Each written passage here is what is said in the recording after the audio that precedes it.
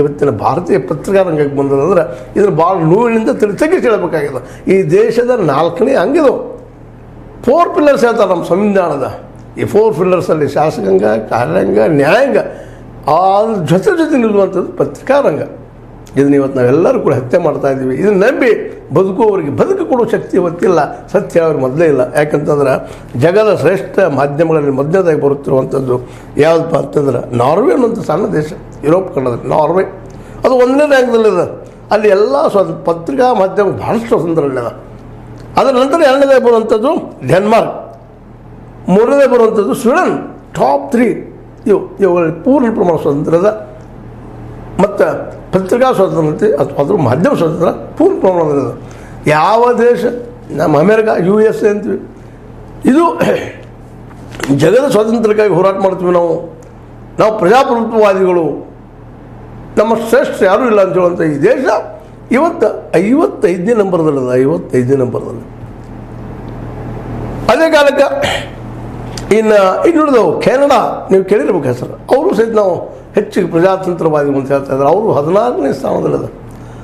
ಇನ್ನು ಇಂಡಿಯಾದ ನೋಡಿದಾಗ 159 ಲಾಸ್ಟ್ ಇಯರು ಎಷ್ಟಿತ್ತಪ್ಪ ಅಂತಂದರು, ಅದು ಇಂಡಿಯಾದ 161ನೇ ನಂಬರ್ಗೆ ಬಂದಿತ್ತು. ಮತ್ತು ಈ ವರ್ಷ ಏನೋ ಒಂದಿಷ್ಟು ಮ್ಯಾಲೆ ಬಂದ 100 ಎಷ್ಟಪ್ಪ ಅಂತಂದ್ರೆ 59. ಲಾಸ್ಟ್ ಇಯರ್ 165 ಇದ್ದಿದ್ದು, ಅಂದ್ರೆ 22ರಲ್ಲೇ ಇವತ್ತು ಏನಾಗ್ಯದಪ್ಪ ಅಂದ್ರೆ 159ನೇ ನಂಬರ್ ಆಗ್ಯದ. ಇದನ್ನು ವಿಶೇಷವಾಗಿ ಕಳೆದ 10 ವರ್ಷಗಳಲ್ಲಿ ಭಾಳಷ್ಟು ಕೆಳ ಹಂತಕ್ಕೆ ಬಂದಿತ್ತು. 180 ದೇಶಗಳನ್ನು ಕೌಂಟ್ ಮಾಡಿ ಆ 180ರಲ್ಲಿ ನಾವು 159ನೇ ನಂಬರ್ದ ಪತ್ರಿಕಾ ಸ್ವಾತಂತ್ರ್ಯವನ್ನು ನಾವು ಕೊಟ್ಟಿದ್ದೀವಿ ನಮ್ಮ ಪತ್ರಿಕೆಗಳಿಗೆ ಅನ್ನುವಂಥ ಮಾತನ್ನು. ಅದರಲ್ಲೂ ವಿಶೇಷವಾಗಿ 2014ರಲ್ಲಿ 140ನೇ ಸ್ಥಾನದಲ್ಲಿದ್ದು. ಅತಿ ಪೂರ್ವದಲ್ಲಿ ಮೇಲೆ ಇರಲಿಲ್ಲ, ಆದರೂ ಅಡ್ಡಿಲ್ಲಪ್ಪ 145. ಆಮೇಲೆ 18ರಲ್ಲಿ 136ಕ್ಕೆ ಬಂದೀವಿ. 2015ರಲ್ಲಿ 136ನೇ ನಂಬರ್ಗೆ ಬಂದೀವಿ. 2016ರಲ್ಲಿ 133ನೇ ನಂಬರ್ಗೆ ಬಂದೀವಿ. ಮುಂದೆ 2017ರಲ್ಲಿ 138ನೇ ನಂಬರ್ಗೆ ಬಂದೀವಿ. ಆನಂತರ 2018ರಲ್ಲಿ 138ಕ್ಕೆ ಬಂದು ಹಚ್ಚಿದ್ವಿ. ನಂತರದಲ್ಲಿ 2020ರಲ್ಲಿ 142ನೇ ನಂಬರ್ಗೆ ಬಂದು ಹಚ್ಚಿದ್ವಿ. ಮುಂದೆ ಅದೇ ಕಾಲಕ್ಕೆ 2021ರಲ್ಲಿ 142ನೇ ನಂಬರ್ ಇದ್ವಿ. ಏಕಾಏಕಿ ಒಮ್ಮೆ 2022ರಾಗ 150ಕ್ಕೆ ಬಂದು ಹಚ್ಚಿದ್ವಿ ಆ ನಂಬರ್ಗೆ. ಮುಂದಿನ ವರ್ಷ 2023ರಾಗ ಒಮ್ಮೆಗೆ 160ಕ್ಕೆ ದಡಲದ ಕೆಳಗೆ ಬಂದ್ವಿ. ಆದರೆ ನಮ್ಮ ಹಿಂದೆ ಕೇವಲ 19 ಮಂದಿ ಉಳಿದಿದ್ರು. ಮತ್ತು ಈ ವರ್ಷ ಏನಾಗಿ 159ನೇ ಸ್ಥಾನಕ್ಕೆ ಬಂದಿದ್ದೀವಿ. ಅಂದ್ರೆ ನಾವು ನಮ್ಮ ಪತ್ರಿಕಾಕರ್ತರಿಗೆ ನಾವು ಕಿಮ್ಮತ್ತು ಕೊಡ್ತಾ ಇಲ್ಲ, ಅವರು ದಾದ ಮಾಡ್ತಾ ಇಲ್ಲ ಅಂತ ನೋಡ್ರಿ. ಕನ್ನಡದಲ್ಲಿ ಲಂಕೇಶ್ ಅವ್ರ ಬರುವವರೆಗೆ ನಾವು ನೋಡಿದ್ದು, ಅನುಭವಿಸಿದ್ದು.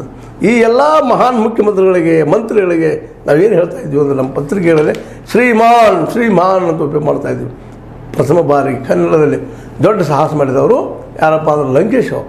ಆ ಮಾನ್ಗಿನ ತೆಗೆದವರು. ಆ ಸಂದರ್ಭದಲ್ಲಿ ಅವರು ಬಂ ಬಂಗಾರಪ್ಪ, ಗುಮ್ ಗುಂಡೂರಾವ್, ಈ ಎಡ್ಡಿ ಯಡಿಯೂರಪ್ಪ ಈ ರೀತಿ ಪ್ರಯೋಗ ಮಾಡ್ತಾ ಇಡೀ ರಾಜಕೀಯ ವ್ಯವಸ್ಥೆ, ತುಷ್ಟ ವ್ಯವಸ್ಥೆಯ ಮೇಲೆ ದಾಳಿ ಮಾಡುವಂಥ, ಅವರ ಬಗ್ಗೆ ನಿಖರವಾಗಿ ಬರೆಯುತ್ತಿರುವಂಥ, ಸ್ಪಷ್ಟವಾಗಿ ಹೇಳುತ್ತಿರುವಂಥ ಕೆಲಸವನ್ನು ಲಂಕೇಶ್ ಅವರು ಒಂದು ಅಸ್ತಿತ್ವ ತಂದುಕೊಟ್ರು.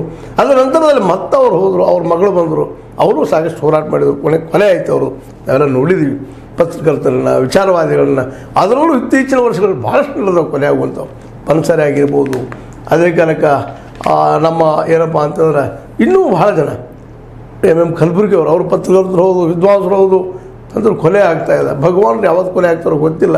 ಇಂಥ ಪ್ರಸಂಗ ಇವತ್ತದ ಪತ್ರಕರ್ತರಿಗೆ ಆಯ್ತು, ವಿಚಾರವಾದಿಗಳಿಗೆ ಆಯ್ತು, ಇಲ್ಲಿ ಅಸ್ತಿತ್ವ ಇಲ್ಲೇನೋ ಅನ್ನುವಂಥ ಪ್ರಸಂಗ ಅದ.